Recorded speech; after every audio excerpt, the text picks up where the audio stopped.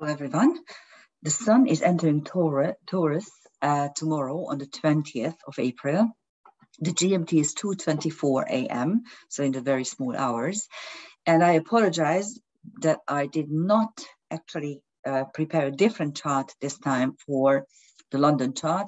So what you're going to see is for Budapest, but we are not going to actually look at the space-time moment, and we are not going to look at objects other than what I want you to see. And these are the transcendental objects. So those are going to be very important. At the same time, so actually you won't have the ascendant and Venus rising at the same time. It's going to be a different ascendant, but I didn't have the time to prepare a different chart. And since I'm not going to show you certain configurations with the regular planets, I hope you will forgive me for that. It's not laziness, it's simply I'm very, very pressed with other stuff to do. And we are just past the Easter holiday, so I took I took some leave, so to speak. I spent some time with my family and I'm just rushing things. But anyhow, why is this space-time moment interesting? And I normally don't create videos on such an ingress because Taurus is not a special sign. Nothing is really happening. But I was interested in it because with my beginners class, I'm teaching transcendental celestial object at the moment. And I was really very happy to see that this space-time moment had so many big stars, because normally you don't have just a couple of ones. Again, we are going to talk about a little bit about the space-time moment, what it looks like.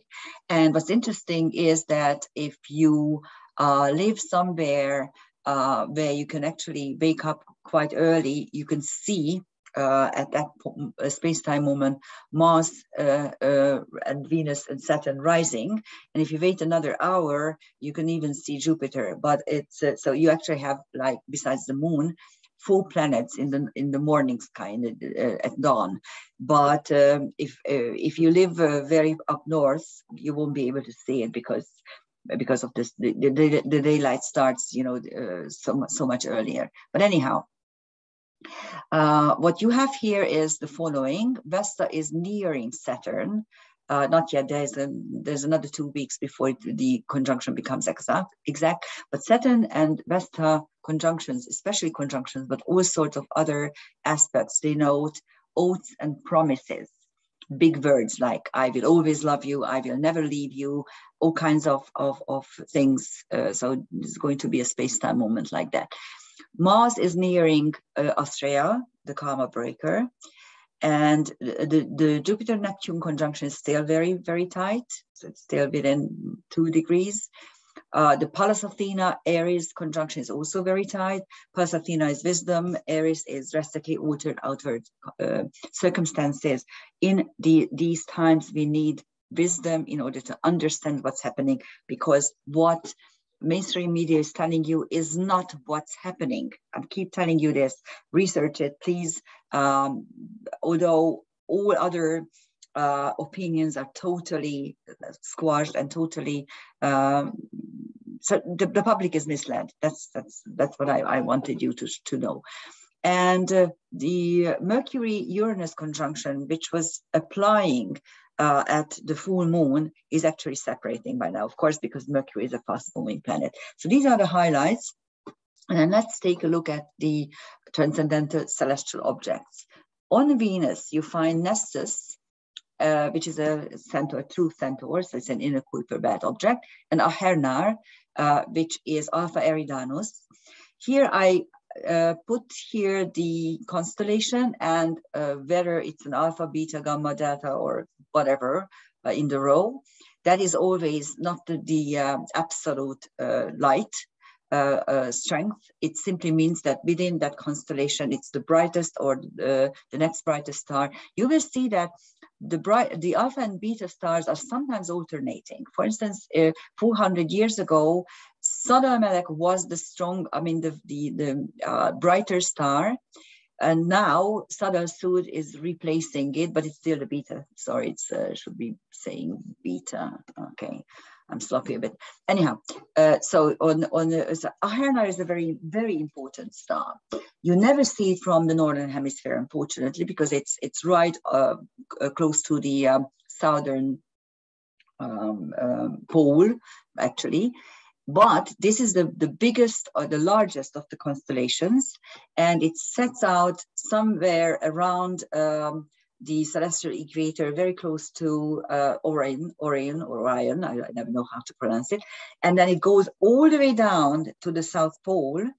And Eridanus, the whole river, it's the celestial river. And rivers are always flowing. So it has the life force in them, but also processes. They symbolize processes, because those waters are moving constantly. And you move from the celestial equator, which is divine balance, towards an extreme, which is one of the poles. And the brightest star is the last one in the constellation. So that's closest to the pole. And it symbolizes man's journey, how we leave the balance. In order to achieve something, you need to come over equilibrium and leave it behind. And then you go all the way to your extreme and you reach something, the brightest potential, when you move farthest from the equilibrium. So it's quite a profound notion, the whole thing. And it's a very bright star as well. On the sun, you have memoria, the asteroid memoria. Remember things, don't forget things, keep things in mind, ancient knowledge. Arisha, which is the alpha star of Pisces, it is not where the two fish are linked together. I mean, they are tied together. One fish goes back, it wants to go back, swim back to the ecliptic, so to the pathway of the sun and reincarnate, and the other wants to go out of it, wants to come out of incarnation and go back to higher celestial spheres. So, and this is what this is where you make the decisions. And Mirach, which is Beta Andromeda. See, you have an alpha star, which is 3.9, barely visible, and you have a beta star, which is 2.4. So that is why those are, the magnitude is always absolute, but the alpha beta label is always relative. And Mirach, Beta Andromeda, is a very bright star. It is linked to feminine happiness and feminine joy. So it's a very joyful star. The moon is on the great attractor at the moment of the sun's ingress. So it's one of the key celestial areas of karmic astrology. And, you know, all these key celestial areas denote dilemmas, karmic dilemmas. And the great attractor's dilemma is fate and free will. Where does fate start? Where ends free will? Something like that. That's the this decision you need to make if you have anything around 14 degrees Sag. Here the orb is 2 degrees. And normally with fixed stars I only allow 1 degree, but with the key celestial areas, since these are huge supermassive black holes, I give it a 2 degree orb either side. This is why, by the way, you don't have a magnitude here, because that's a black hole, so it doesn't have a magnitude. The North Node is still on Pelion and Alicanto. I just put out a video on Alicanto, TNO. It's actually an extreme TNO, so it's an ETNO, and it's the light-eating, the metal-eating bird. And the concept is that you can better yourself by eating proper food, and not just in the physical, but also mental and emotional sense as well. On Mercury, you have Lempo. Lempo is a TNO that got its name from Finnish mythology. He used to be the creator god and the god of love and creativity in pre-Christian times. He creates the hero Wainamoinen. But after Christianity, it becomes a horrible demon. And the concept behind Leto, behind Lempo, I don't think we have spoken about it ever. So that's why I'm telling you in detail. The concept behind the karmic wound behind Lempo is that if you want to create something new, ideologically or from a religious point of view, from a belief point of view, you need to destroy the old. So the new can only come out of something complete destruction, and it's sad but true. On Mars, you have two bright stars, Sadar-Melech and Fomalhaut. Sadar-Melech is Alpha Aquarius, and Fomalhaut is Alpha Pisces Austrinus. So the actually this used to be one constellation, the Aquarius and this southern fish. Now it's two separate constellations, but they are really one asterism in many sense. And you can see that Sadar-Melech and Sadar-Sud again changed or swapped brightness, because the beta star is actually a little bit brighter than the alpha star nowadays. And Fomalhaut, of course, is one of the royal stars of Persia, and you can have success and luck if you actually success and luck comes through noble dreams, but you need to avoid dreaminess and daydreaming. And on Saturn, you still have Sadar-Sud and Deneb-Algadi. Deneb-Algadi is Delta Capricornus, the Capricorn foot of the celestial goat. And again, Sadar-Sud is one of the luckiest of the lucky. That's what it means. And Sadar-Melech means the luck of the king. And on Uranus, you have two very important fixed stars, Almach, which is Gamma Andromeda. And take a look at the magnitude is 2.3.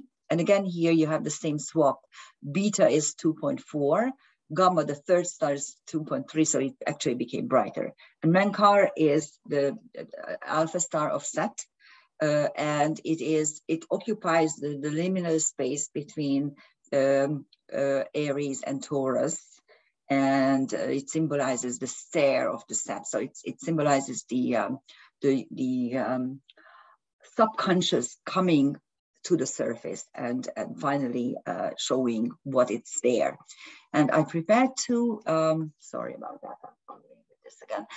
I prepared two planetarium pictures for you so that you can actually appreciate what is happening in the sky. These are orbs, these are globes.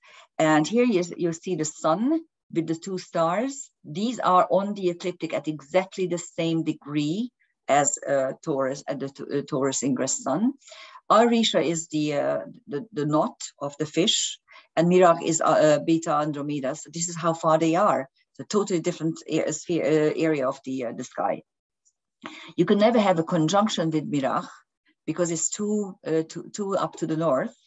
So that's why Bernadette Brady suggested in 2006, I believe, that we should not use the word conjunction, we should use the word alignment instead. And here you see Ahernar, which is linked to Venus, how far it is, how it really, I mean, this is something you will never see from the Northern Hemisphere ever. If you are in New Zealand or in Australia, then you see Ahernar, it's a very bright star. And I wanted to put the line between Fomalhaut, Mars, and Sadar-Melech, but I wasn't able to because they were at an angle all of a sudden, because you couldn't, I mean, you know, because it's a sphere. So I just want you to see that if I move the planetarium all of a sudden, you have the Mars, Sadar-Melech, Fomalhaut in a straight line. And also with Saturn, here's Saturn, by the way, with Saturn, the Deneb-Algadi Sadar-Sud. Another interesting phenomenon that I would like to show you in this video, because otherwise I won't be actually able to, that the constellation Aquarius, out of which the Alpha and Beta, Sadar-Melech and Sadar-Sud, are really somehow above, how should I put it? They are a kind of the constellation itself. It's not really a separate constellation per se, because it doesn't occupy too much space on the ecliptic, but they flow over, the stars flow over Capricorn, the constellation Capricorn, and Pisces. So that's an interesting thing, that they are kind of not They're not really separate if you look in the sky. And another thing that I wanted to show you in this video, which I normally don't do, because I usually, when I teach, I always emphasize that if you want to understand centaurs and TNOs and ETNOs and all these Kuiper belt objects, and also, of course, fixed stars and asteroids, that the fact that asteroids are have a very, very small orb, maybe 1 to 1.5 degrees, and centaurs may have a 1.5 to 2 degrees max. And look at the conjunctions only, because those are going to tell you the whole story, or the main story, so to speak. And of course, with the fixed stars, they are not part of the solar system. They are part of the universe. So they are not on the normal human level, they are on the universal level. So they represent higher dimensional worlds, where you can, of course, incarnate without a physical body, because, of course, you don't need a physical body on the higher dimensions. In you, there is a soul or a spiritual essence, which is a very, very high vibrational being.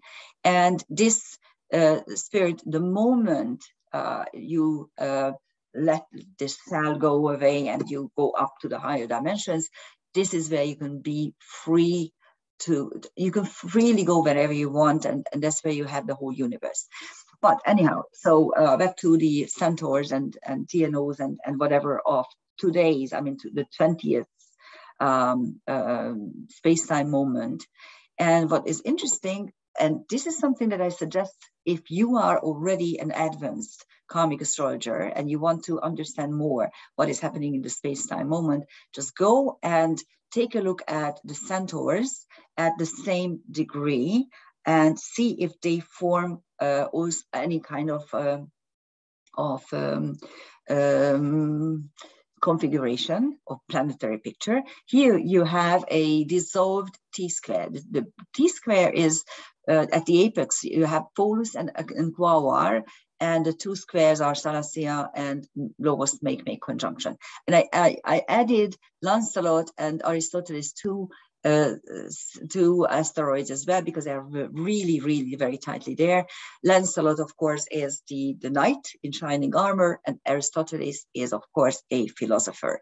So in the space-time moment, we have a knight and a philosopher, which is brilliant, I think.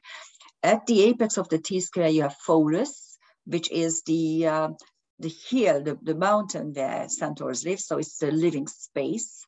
And Quaoar is one of my favorite TNOs. It is a creation god of the Californian Tongva tribe.